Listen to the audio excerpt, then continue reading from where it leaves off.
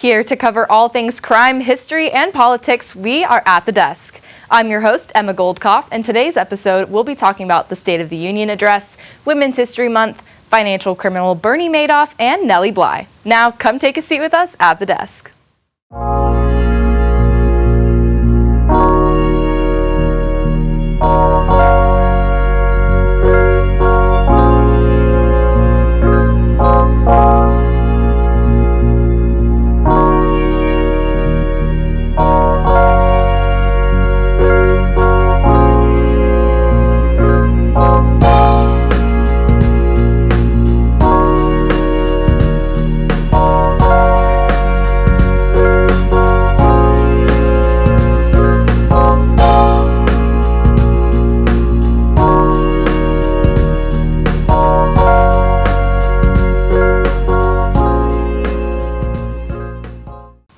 Welcome back to ATD. First, we'll be sending it over to our politics panel to discuss Joe Biden's State of the Union address. Over to you, Jackson. Thanks, Emma, and welcome to the politics panel. President Biden gave his annual State of the Union address Thursday night, and there was of course a lot to unpack from that. But first, I'd like to discuss the potential ban of the social media app TikTok, which is currently being voted on in Congress. Former President Trump has come out and openly opposed the idea of banning the app, which is important as he is a clear candidate for the Republican presidential ballot. To analyze the potential ban and the State of the Union, I am joined by my co-hosts Jordan Spagnoli, Yaya Wan, and Ryan Lowry. TikTok ban is something that's being discussed a lot right now, and it's something that a lot of Americans have strong opinions about because a lot of businesses are run through TikTok, and a lot of important, influencers make a lot of money through it. There's a lot of charity rates through it. And so many feel that banning TikTok is a violation of freedom of speech. So I want to hear your thoughts. I want to start with you, Jordan. Yeah, and I think you an interesting point you said was, Trump is very much against this ban, whereas President Biden, we've seen him a little bit more on the side of the ban and wanting to potentially ban this app. I think it'll be interesting. It's an interesting topic for the voters, as we enter into election season. Is this going to have an effect on our young voters? Is this going to determine who they vote for? But also, it's been a tricky situation because, like you said, this app is a great way to promote music, products. It helps small businesses. It's a great place to promote your business, but it also, so it seems to become more of a national defense crisis, security. Yeah, they're worried about the Chinese stealing data and using that against Americans. So. Right, exactly. Yeah. One thing that a lot of people don't know about TikTok is that its parent company, ByteDance, is actually owned by China, and that is one of the big reasons why Congress is so set on banning TikTok or changing who it's owned. That's actually one of the big things about this bill is that TikTok either divests from ByteDance, and the divestment could be being purchased by another American company or something else that would have to be determined by President Biden if he does sign the bill into law, or just be banned for 165, and they have 165 days to figure out what they're going to do. If it's not divestment, it's banning, and a lot of Americans are very upset about it. I personally don't believe it's a good idea, just because, like Jackson said, it's a freedom of speech thing. Also, a lot of people get charity through that. You get a lot of information from remote parts of the world that otherwise would not be broadcast on mainstream media. And I just don't understand how there's this perception of China being oppressive and not limiting freedom of speech when our Congress is doing something that could, obviously they don't have the intention to limit our freedom of speech, but that would be a huge repercussion. And it resembles the 2010 ban of Facebook in China, or restriction of Facebook, Google, and Twitter, now X.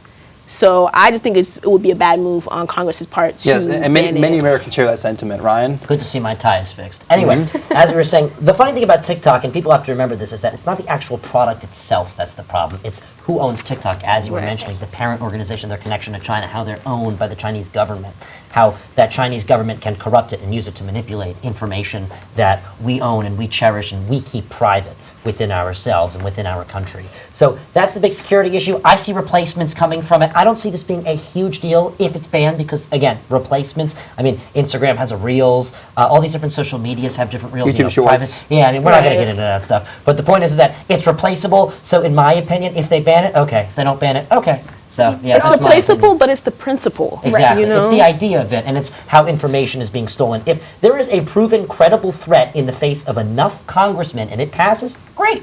If there's not, then we got to keep it. And I think that's kind of an interesting way to look at it, too, is just this has been something that's been talked about now for how long? If they're going to do it, they're going to do it. Something else will a rise, but again, it comes down to that mix of national security or free speech. Right. What should we do? Only Congress will And you got know. to imagine the Supreme Court is going to get involved in it. John G. Roberts runs Supreme Court, obviously runs conservative. We've seen that recently in terms of abortion, all the things like that. So I think that it's likely what's going to happen is that the Supreme Court would strike in favor of what the Republicans want, which means getting rid of TikTok and saying that it doesn't have to do with First Amendment free speech or anything like that. But it's a very interesting topic that at the end of the day won't make a huge difference to the consumer. Yes, so I love all of your points, and I will move on from it now, but this is something that we'll be discussing in the future for sure. So, State of the Union. Marjorie Taylor Greene. Let's rate the fit. What did you guys think about all that? Politics aside, it was cool because she wasn't dressed in that common suit and tie or dress. So you can spot her out. At the end of the day, I'm not putting my political beliefs out there, but it does tie into the heckling conversation that we're going to talk about and the history of it. Of course. So just as somebody that prides herself on being pretty stylish, I'm just gonna give it a fit 2 out of 10. Yeah. I'm not with the red on the red. Like if the red was on the hat and maybe instead on the shoes or in the pants and the top, It doesn't fit with the makeup, right? Yeah, it's just too much red. It's too much going on. But putting politics in it, I want to talk about her Say Her Name t-shirt, which I think was kind of distasteful because Say Her Name is a hashtag that was popularized in 2015 after Sandra Bland's death, a black woman who was shot by the police. And it's Marjorie Taylor Greene is somebody that has been openly against wokeness and the whole Black Lives Matter movement. So co-opting that statement was very distasteful to me personally. But that aside, the fit was just not good. She should have. But props to her for making a statement, I guess. Well, that's exactly what it was. She was trying to make a statement. Was her outfit the best way to do it? I would say no, but her interruption also might not have been the best way to do it, but I understand, where she was coming from, especially at that certain moment in his speech. She obviously opposes his policies. I will say this, it worked because Joe Biden said out loud, illegal. He then took it back in an interview. So at the end of the day, her scheme, or whatever you want to call it, it worked. And it got his attention. I mean, I You love his reaction to it. You I thought can it was so question the funny. morality of it, but what she did mess Biden up, and we saw it happen live during the State of the Union. And the thing about the State of the Union, before we move on, is that it's starting to become more and more staged in terms of trying to help your political party. Right. Like, she walked in with the mindset of doing this. This wasn't, he's got to mention this. He hasn't been mentioned. She walked in, she's like, I'm going to make Joe Biden look like a jerk in this situation. And it worked. So, people who are supposed to be in the crowd, maybe cheering, maybe, thinking or shaking their head like Mike Johnson was, which we'll get into that one later. You really shouldn't be screaming. You shouldn't be heckling. That's not your job. Right. She did a very good job at making him At doing the wrong thing. bad. Yeah. Yeah. She made him look bad. Yes. He went off speech. You could tell it flustered him. She psyched him out a little Yeah, bit. you But could tell he yes, wasn't prepared. Of course, and at the end of the day, dirty politics is still politics. And Ryan, you mentioned earlier the history of heckling. So we've had instances like this happen before, like back in the 70s when Gerald Ford, multiple Democrats walked out of it after and they about the Watergate scandal. You had Gingrich, it goes all the way back. Of course, and you had Lauren Boebert, yell at Biden over the incidents with the border crisis. You've had all these types of things happen, over the years. Obama was heckled multiple times. And what do you guys think of heckling? Is it justified sometimes, or is it never justified? I don't think so. I think so. One thing that we are going to talk about is the protesters that were outside of the Capitol and who have been dubbing him Genocide Joe. And we see a new trend of civilians yelling at politicians when they see them out on the street and demanding their rights. Right. I think that is okay because those are their constituents. So at the end of the day, they have to listen to what the constituents want. When it comes to fellow politicians heckling their colleagues, at the end of the day, that's what you are, your colleagues. So regardless of what side you land on, how are the American people supposed to overcome the division that has absolutely torn asunder our country if the people that we've elected to do good by us are being disrespectful towards each other and taking traditions like the State of the Union address and turning them into a circus show, to be honest. And I think you make a really good point there. It was definitely distasteful, and I think that's part of the political sphere nowadays. We see a lot of heckling, we see a lot of attacking each other. There's a lot of polarization, and it's definitely been a lot more clear in these recent years even in Biden's address, never saying former President Trump's name, but always kind of referring to him and kind of tearing down his policies or what he said. It's just a part of what politics has become, and I agree with you. They're colleagues, and the bare minimum they could do is have some respect for each other. And it's the President of the United States. There's some level of respect that you need to have. It's President of the United States, and it's politicians. Politicians are, in a way, teachers. They're teaching the next generation how to behave. They're teaching this generation how to act. And for them to do something like that and then just not even be able to, shut their mouth when they're supposed to, not to sound rude, but that's the truth, shut their mouth when they're supposed to is just, it's just disgusting. And it's very unfortunate that if I'm in, let's say, for example, I'm in 4th or 5th grade and my teacher's telling me in school and I'm sitting on the magic carpet, shh, be quiet, I'm reading a book. And, then we're looking at a situation where the president's like, shh, I'm speaking to the country and people can't be quiet. That doesn't look very good. It was an obscene example. But at the end of the day, it does put in perspective how you should behave when somebody's talking, when somebody's supposed to talk, and when someone is of a higher position than you. She is in the United States House of Representatives. He is the President of the United States. He was invited by the House Speaker cordially to make a speech in the Capitol building, and she just couldn't behave herself. Others couldn't behave themselves. Someone was escorted out. And just the whole thing, unfortunately, has become consistent year by year by year. And it is very unfortunate. So and sorry, Jason, for cutting you off, but you mentioned Mike Johnson in the beginning, and I want to point out that he actually had a meeting with his fellow GOP members saying that even though, we're a different party, we need to have some level of respect and we need to keep it respectful. And they couldn't even do that. I mean, it reminds me of the class clown in high school that just makes random sounds. I love these high school and random sounds in the class. Like, it's disrespectful, it's childish, and I honestly, it just turns me away from politics. I'm still here. Yeah, thankfully, but I can understand why people get a lot of political fatigue. It's not fun to see, for sure. Now, as far as Joe Biden's actual, policy initiatives, his promises and what he, claims that he's done in his term, that sparked a lot of, hot water from Democrats and Republicans, especially about the conflict in the Middle East right now. So I want to hear your thoughts. Do you think that he was being truthful, or do you think he was being deceiving with what he was saying? I think he was saying what his party wanted to hear, and I think Mike Johnson felt forced to applaud when he was talking about Israel, and then obviously Mike Johnson went back to all those, facial expressions that I can mock all day when he started talking about Palestine. Unfortunately, this is party-driven. This isn't Joe Biden-driven. And that's because Joe Biden, he's looking at a second term. He doesn't want to let, Donald Trump back in the White House. He feels that's not right for the country like many of his supporters do. So at the end of the day, he's speaking to his party. He's speaking to the voters. He is speaking to Israel. He could believe it. He probably does believe it. But at the end of the day, that's not his aim. Well, and I think you kind of bring up a really interesting point there is we're in an election year, and he wants a second term. His speech was all about what the voters want to hear, what his party wants to hear. He's going to make a lot of promises that he may or may not be able to keep, but that's the name of the game at this point. What can I say to get me into office? Right, and we heard his supporters in the chamber, they were talking about 4 more years.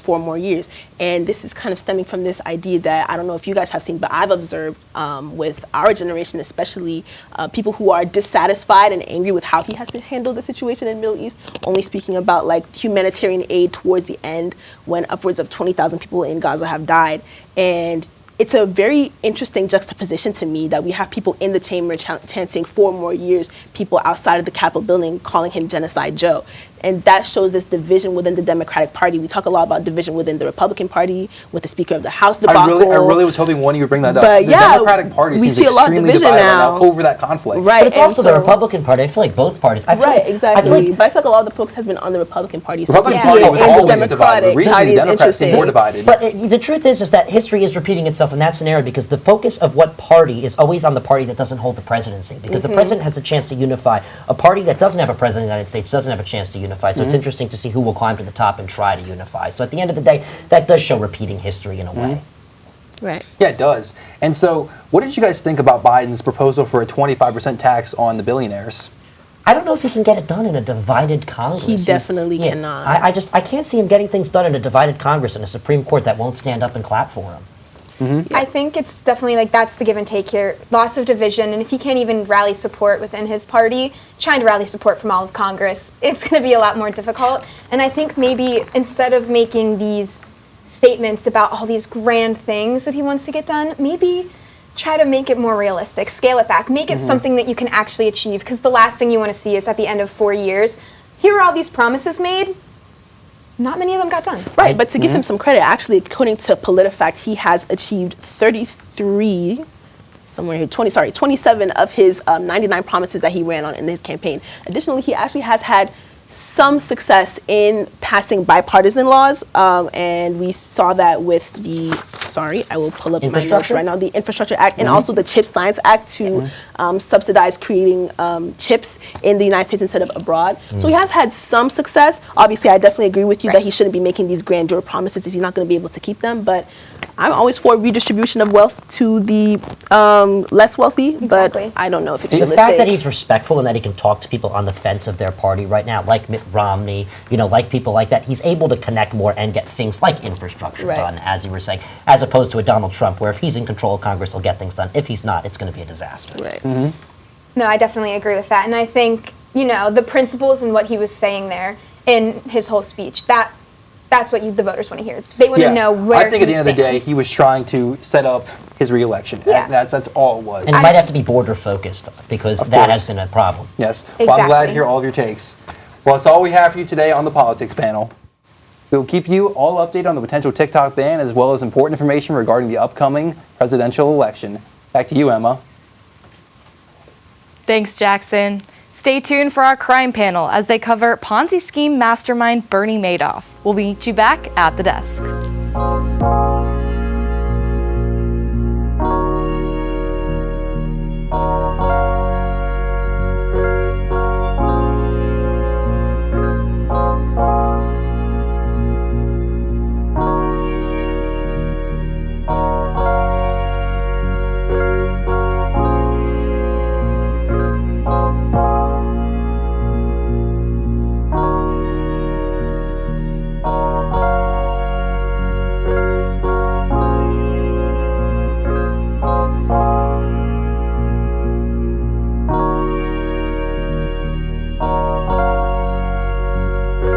We are once again back at the desk. It's time to send it over to our next panel, the crime panel, to discuss Ponzi scheme mastermind Bernie Madoff. Over to you, Eva. Thanks, Emma. Welcome back to Crime Reviews. I'm Eva Hines, joined here by Ryan Lowy and Savannah Barr. This week, we are diving into the American financier who was the admitted mastermind of the largest known Ponzi scheme in history. His scheme spanned at least 17 years and defrauded thousands of investors out of tens of billions of dollars. He attracted investors by claiming to generate large, steady returns through an investing strategy called split strike conversion. He then deposited client funds into a single bank account that he used to pay existing clients. After a confession made to his son, Bernie Madoff was turned over to the authorities and was sentenced to 150 years in prison. Now, Ryan, can you explain to everyone what a Ponzi scheme is? Yes, I'm going to take my time because we're a man down today, unfortunately. Obviously, we'll have one back with us next week talking about O.J. Simpson. That's going to be an exciting one. Make sure to tune in. Anyway, so let's talk about robbing Peter to pay Paul. So, a Ponzi scheme started in the 1920s and even today still exists and is a big problem in society. That's why we are thankful that the SEC and the FBI work very hard to crack down on white-collar crimes such as these. So obviously originally it started with a gentleman with the last name of Ponzi who was purchasing stamps and then selling them to other individuals, then promising money back in a different form.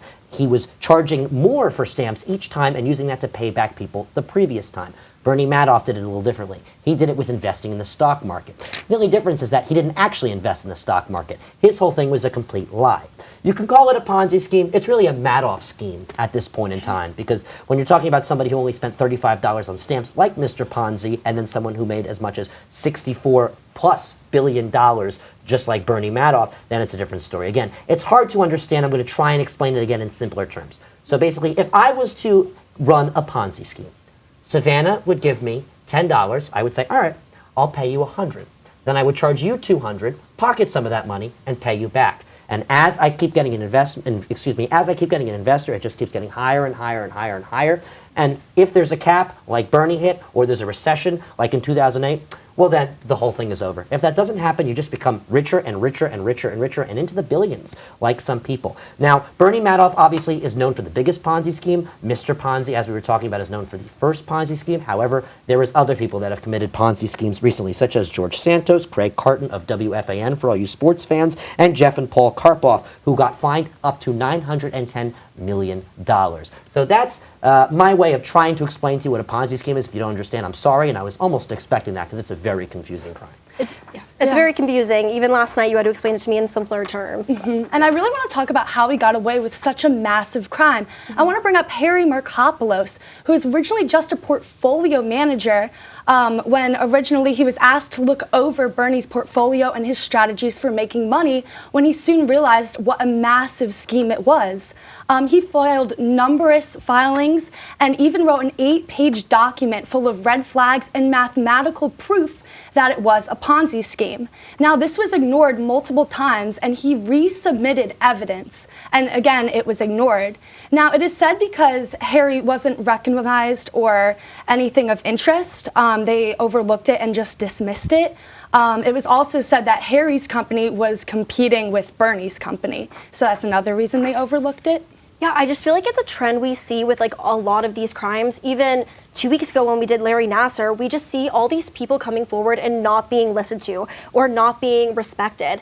This guy, he did all this research, he put all this work into figuring out this crime, and he was dismissed 2 times. People just didn't believe him. And I feel like it's a trend we see in a lot of crimes that go for this long. Well, it's because of his donations, his connections. He volunteered. He was on the Securities and Exchange Commission board. So, you know, all this power that he collected almost made him invincible. And FBI agents, actually, you can find this on some of his documentary, actually investigated him, came to his office and asked him questions. He laughed at them and sent them away because they didn't actually look into the stock market, and he noticed it the second they walked in. And the worst thing is, it's not even like the stock market was failing and he was trying to hide it and come up with crazy funds and then run into a ditch that way.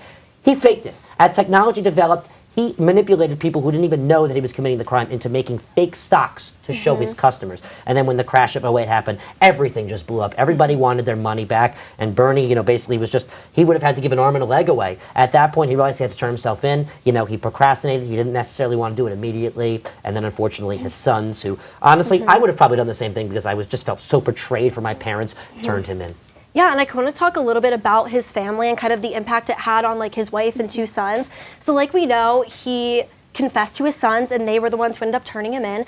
And the one son actually ended up killing himself, and the other struggled a lot of mental disabilities because of this crime. And he died early on. I believe it was due to a cancer. So that was crazy. They did say it still imposed stress on him, though, so it could have had some sort of relation. Yeah. Right. Yeah, and his wife also attempted suicide, and she still is alive today, kind of living more underground, not in the public eye anymore, but you can just see the impact it had on all of his family. And then with Bernie, he died in prison actually pretty recently in 2021 of kidney failure, I believe. So you can just see the impact it had on everyone that was close to him and who knew what was going And on. not even just his family, like all of his victims lost so much money, it left their entire lives in shambles. And he even had some celebrity clients that lost money too. No, yeah, we were looking, Kevin Bacon and his wife were actually a long list of celebrities that Bernie had done this scheme to. My favorite one to mention is the Wilpons, former owner of the New York Mets. They only sold the Mets, pardon me, a couple of years ago to a man who's investing quite a bit of money in them. So Mets fans are getting their worth back, but the Wilpons are not, because they saw barely any of the money that they invested back in their pockets. So all these people, you know, they really got hurt by it. And you talk about the Wilpons, you know, it's a little scratch. You know, maybe their baseball team is not going to do as well because of it. But at the end of the day, some people invested a lot more than that, a lot more of their worth, percentage of their worth, I guess I should say, into Madoff's investments, into Madoff securities. And at the end of the day, at the age of 80, all their retirements were gone. And the only thing they can do is apply for a job when they should be retired and relaxing in Boca. It's really sad. Yeah, we talked about the struggles because, you know, certain celebrities, you know, they are wealthy. They'll keep doing movies. They'll keep doing things. It's not going to completely destroy their lives, but a lot of these victims, their lives were completely destroyed.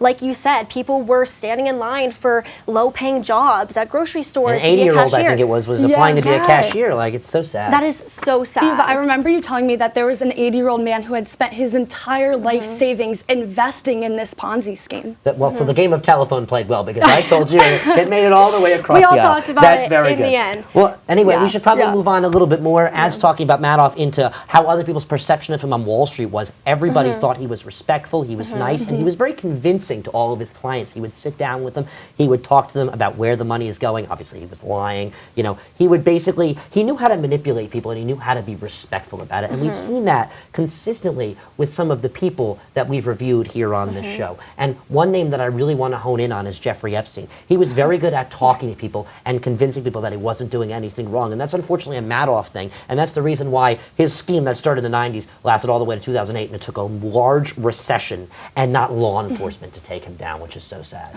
Yeah, I feel like the people who commit these crimes, they know what they're doing. They have this way about them. They know how to talk to people. They know how to get well respected. And I feel like that's a big trend we see with a lot of the crimes is no one really suspected them, and it just kind of like came out of nowhere. And I feel like we see that a lot. And they also hide behind their big names. Like Madoff was known on Wall Street for many years coming to this. And same thing with Epstein. Like they're very well known, and they use that to gain people's trust. And obviously, Madoff going to jail was not really much of a turnoff in terms of the crime, because from 2008 to 2013, over 500 reported Ponzi schemes equating to $50 billion.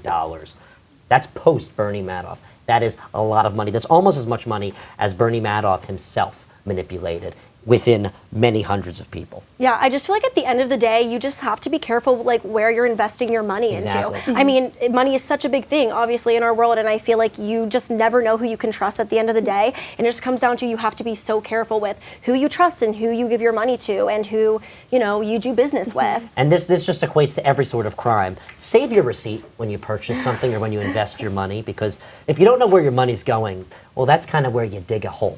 Because at the end of the day, the courts are not going to be able to help you when you don't know how to explain where your money is. Exactly. So at the end of the day, make sure to track things. You know, technology will help you with that. It's important to follow your money, to take care of it, and to be smart with your money. Exactly. Yep. All right, that is all the time we have for today. Bernie Madoff's name remains synonymous with the deception, greed, and the devastating impact of financial fraud on unsuspecting investors. Back to you, Emma. Thanks, Eva. Stay tuned for our history panel as they discuss Women's History Month. We'll be right back at the desk.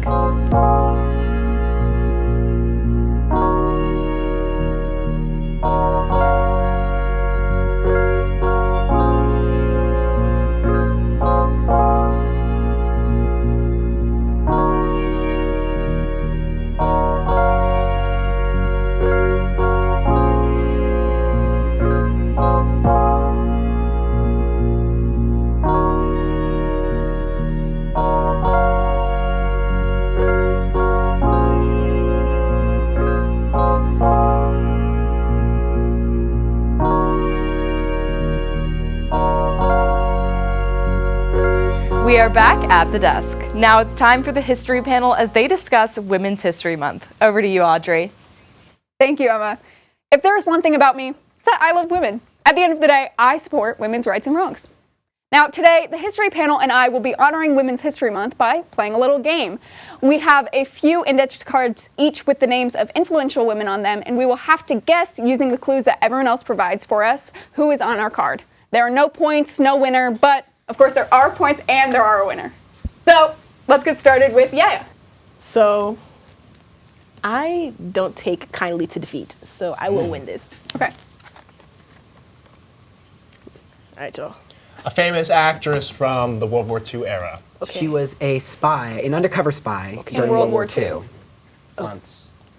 That's my You answer. said France? France. Anti-segregationist Oui, oui. as well. The one and only Josephine Baker.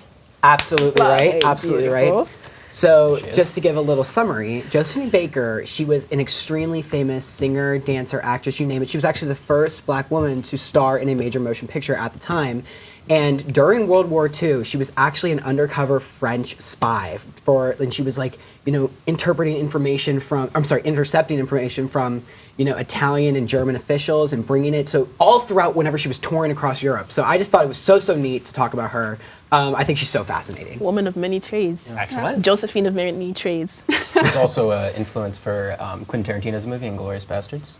That's right. There's a Oh my God, that character is in so that true. movie Wow. who was meant to represent her. So All right. There's your film fun fact for the day, folks. Moving on. Go right All right, ahead. Drew. All right, Drew. The Iron Lady. United Kingdom Prime Minister. Prime Minister Longest for running the ever. Then that would be Longest. Margaret Thatcher. It would indeed Yes. be Margaret Thatcher. Margaret There she Thatcher, is. controversial lady. However, One way to put it, yeah. very, very important figure in the 20th century, especially in the UK.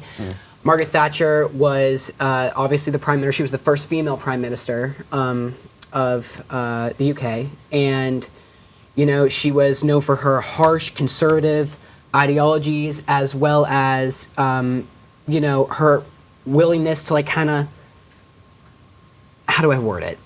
She's like Reagan. Yeah, Yes. pretty I much. would And say she's the like Reagan Reagan. of She's very, Reagan. of the United Kingdom. strong Yeah. worded. Reaganomics Yeah. is to the U.S. as Thatcherism is to the U.K. That's the best way to put it. Next. Astronaut. That's Two the first round female trips into astronaut. outer space. Ooh, Sally Ride. Okay. Yes. Perfect astronaut name. Sally Ride, like we just said, first female astronaut. She actually was picked from a pool of over 8. Well, she applied with more than 8,000 other women for this NASA position that was kind of looking for women at the time for their next upcoming mission. And later on, you know, she would go through all the training, and they found her perfect. She met all the full qualifications, and that's how she really became. Just a basic story of how she became the first female astronaut. And later on, she went to be a professor at the University of California, San Diego. Cool. All right, Jake. It's your turn. Go Can I ahead. add in one more fun fact, actually, about the astronaut thing? Someone that's going to be on this list very soon is Christina Koch, who has the same last name as me.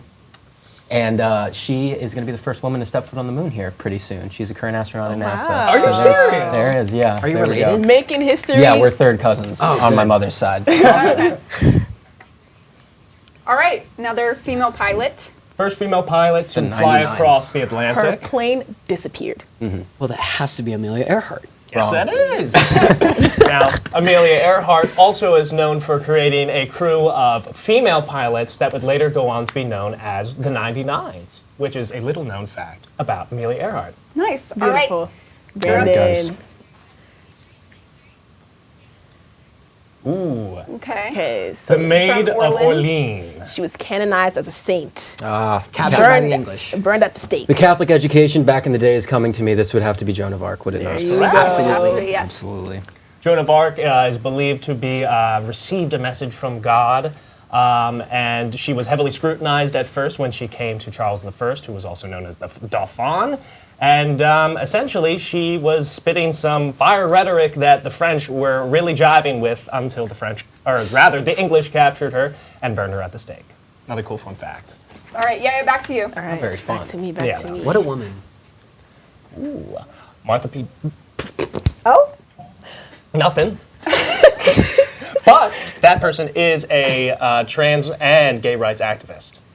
I would have to guess Martha P. Johnson. Wow. Oh, wow. That's a That good was guess. really difficult. That was a good Yeah, guess. yeah, yeah. That was a That was so Little known hard. fact, it's not little known. Her name is Marsha P. Johnson. Marsha. Marsha P. Johnson. And that also, I actually like to think the did. I record straight. actually did know that, and I Yes. misspoke. My apologies.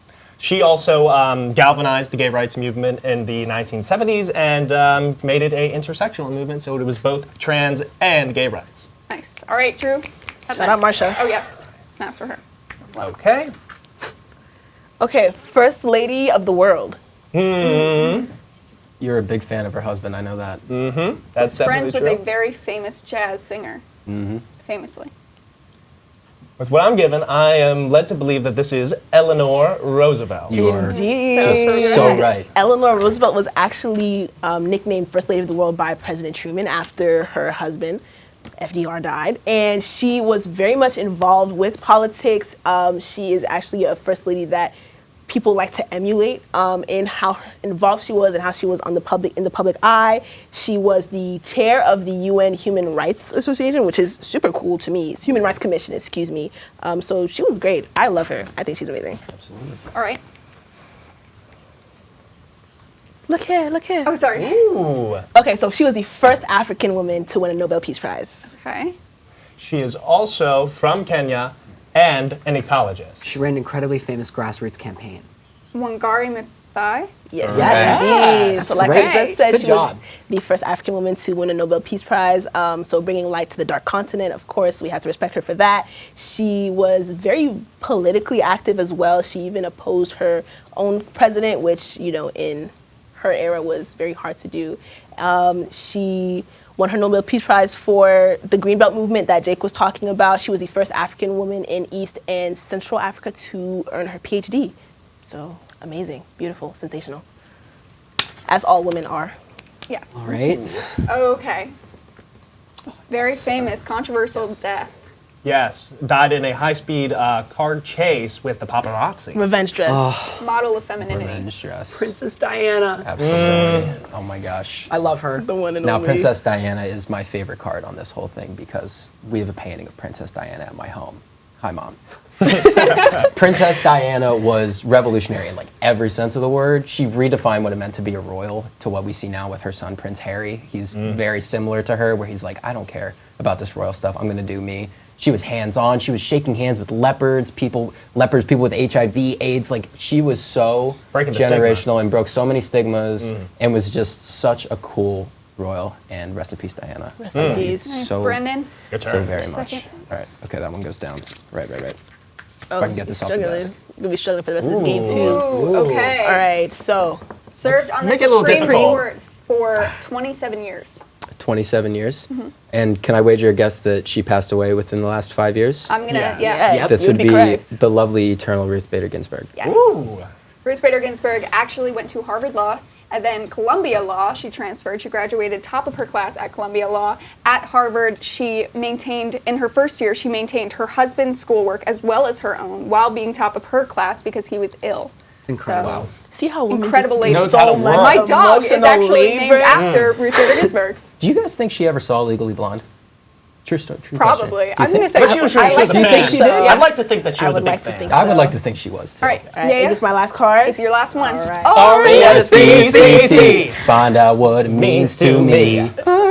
R-E-S-P-C-T. That is the lovely, the wonderful Aretha Franklin. Second to me, second. Bam, Yes, bam, yes, bam, bam. Queen of Soul. Aretha Franklin was a freaking warrior. This woman had a child at the age of 12. What? With a Baptist preacher. And she, instead of folding over, she said, screw it, I'm going to become one of the most famous singers to ever live. That song, Respect, is actually a cover. Not a lot of people know that, a cover of Otis Redding. And Otis Redding's version was pretty popular, but her version has been ranked among the greatest songs of all time by Rolling Such Stone. an amazing song. Multiple times. She's a two-time winner of the greatest singer ever as well by Rolling Stone. Wow. Sold over 75 million copies of That songs throughout her days, and she's like a Motown legend. With a voice like that, Magical I'm story. surprised. Absolutely. All All right. right, Drew, your Let's see it. last. Last card. All right, Drew, give it to us. Okay, Okay. so she was She an was- advocate for girls' education. Youngest person to win a Nobel Prize. She was named Person of the Year in Time Magazine. Okay. Shot in the side of the head. Oh, that does it. That is Malala Yousafzai. Correct. There you Mundo. go. Yes. So Malala actually, she went to Oxford University afterwards for philosophy, politics, and she now travels all around the world to meet girls and basically inspire with the Malala Fund that she created when she moved to the UK to inspire women and just promote women's education. And here we are. And here we are. Lovely. Love. All right. Lovely. My last one. Oh, yes. All right. Okay, so New York 7th District. first black woman in Congress. Correct, Mundo. Shirley Chisholm. Oh, you know your stuff. Actually, a new movie's coming out. We were talking about this earlier. A movie's coming out about Shirley Chisholm very soon, which is really exciting. It's going to be on Netflix. And Regina actually, King's 10 days playing from her. now. I'm so excited to Regina see King's that. going to do a great job I love playing her. Regina I saw the Love her. trailers, and Shirley Chisholm had a very, very specific voice, and she did a great job mimicking it for the role. It's going to be really good. But Shirley Chisholm is just a legend. She received 10% of votes in 1972 for the Democratic nominee for president. Wow. And That's incredible. keep in mind that was while being great. a woman, while being a black woman, while being like ostracized basically by half of the party, and she still got 10% of the vote. That's how powerful her speeches were. She wrote over 50 different legislations during her time in the House. She was unbelievable, and rest in peace, Shirley. I can't wait to see her movie. I'm so excited. You're a legend. All right, Jake, your last All card. right, last All card, right. Jake. Yep. Okay. All right, so she was the first black self-made millionaire in the United States. Hair care products. I believe this is C.J. Walker, Madame C.J. Walker. And Yes. you would Oui, be oui. correct. So Madam C.J. Walker was born to sharecropper parents, former slaves turned sharecroppers, and she moved away from the South when she was quite young. She was experiencing the stress of having a family, trying to find work, and her hair started falling out. So she was like, you know what, I'm gonna do something about this. She got an apprenticeship with a hairstylist, and then later moved on to drop her own line of hair care products and straighteners. And She also covered the tuition of 6 African-American men to go to the Tuskegee Institute. So not only was she an entrepreneur, but she was a philanthropist, and that is a combination that I always love to see. So there's a Netflix documentary about her as well. Go check it out if you have it. We love Madam T.J. Walker. Absolutely. And Brandon, your last card. This is like the last dab.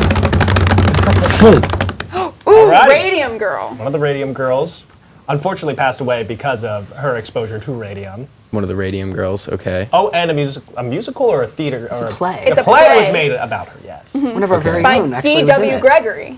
About her plight with radium poisoning. Oh my gosh.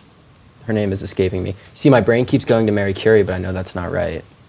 So, You got it, Brandon.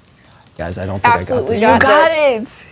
Their case, the Radium Girls' case, was the leading cause for creation of the Occupational and Safety Health Administration in 1970.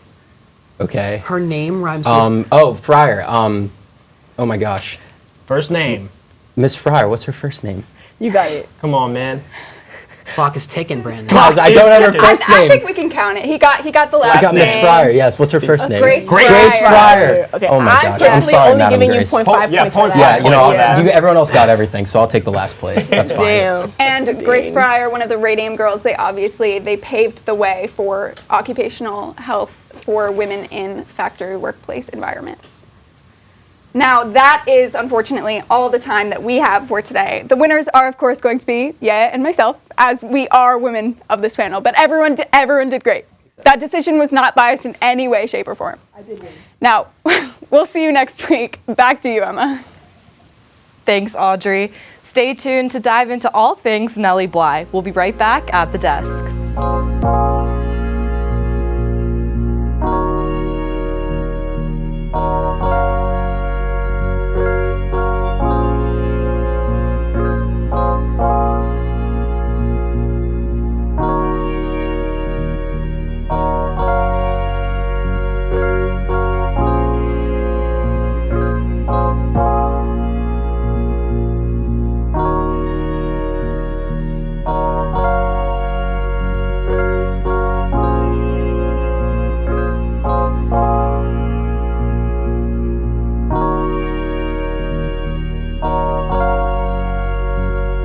We are back at the desk. Now let's take a look into the life of American journalist Nellie Bly in a new flashback segment called Audrey's Corner. Over to you, Audrey. Thank you, Emma. Hey everyone, welcome to Audrey's Corner. I'm your host, Audrey Keller, and this segment will be essentially 4 minutes of me explaining parts of history in a way that I find interesting. So since this month is Women's History Month, I wanted to do a little deep dive on a generally lesser known but really impactful woman, Nellie Bly, and how she jump-started investigative journalism. So our story, it starts around 1884, 1885, when Nellie Bly was reading the Pittsburgh Dispatch and was appalled because there was an article essentially clowning on women for trying to pursue an education. It was very, know your place, there's a reason we call it dishwash her, like hardy har har article. Nellie was obviously disappointed and wrote a response signing it Lonely Orphan Girl. The Dispatch was like, yo, this writing is pretty tight. We could use someone like her on the staff. And so Nellie joined the staff of the Dispatch in 1885. Side note, Nellie's birth name was Elizabeth Jane Cochran, and she was given the pseudonym Nellie Bly at the newspaper. Nellie was feminist from the gate and was writing about topics like divorce and the conditions in factories for women workers, which were poor at the time, which advertisers of the newspaper did not like. So they pulled their funding, and Nellie was subsequently demoted to report on Leiter's women's fluff pieces. She was essentially the real-life Andy Anderson from How to Lose a Guy in 10 Days. So Nellie was like, screw that, I'm moving to New York because I want to actually make a difference with the stuff I write. So, a determined Nellie Bly took New York by storm and landed a job at the newspaper The New York World in 1887. Her first assignment, given to her by the Joseph Pulitzer himself, was to do a deep dive and an expose on the mental insane asylum Blackwell's Island. Nellie jumped at the chance and was like, not only will I write this article, I will feign being crazy to gain admission to the asylum, and I'll see what's going on up close and personal. So, obtaining another fake name, Nellie Brown acted out of her mind at the temporary home for females, and she got herself sent to Blackwell. Something interesting though, when she was at the insane asylum, she dropped her act and acted normally, which had the opposite effect and made her doctors and nurses believe her crazier. She stayed for 10 days in the asylum where she witnessed and experienced awful neglect and abuse of the patients. And remember, this was the later 1800s, so people were sent to the insane asylums if they were physically ill, if they didn't speak enough English, if they were gay, if they were only slightly mentally ill, etc., etc. Once she got out, her expose was published in a two-part series, the first on October 10th, 1887, the second on October 16th the same year. The series was also published in a book, 10 Days in a Madhouse. After this came out, the public was aghast at these conditions that the woman faced, and then came the reforms for the treatment of patients at the asylum, and the budget for the Department of Public Charities and Corrections was almost doubled. So not only did Nellie Bly improve the conditions of insane asylums and bring public awareness to the plights of the women inside, but she changed the journalism world forever by really jump-starting this new brand of investigative journalism. Now, unfortunately, that is all the time we have for today. Nellie Bly, love you, girl. In Audrey's Corner, once again, I'm Audrey Keller. This is my corner. I'll see you next time. Back to you, Emma. Thank you, Audrey. Sadly, that is all the time we have for today. Meantime, stay updated with ATD on all our socials and let us know what you want to see us cover next. I'm Emma Goldkoff, and we'll see you back at the desk next week.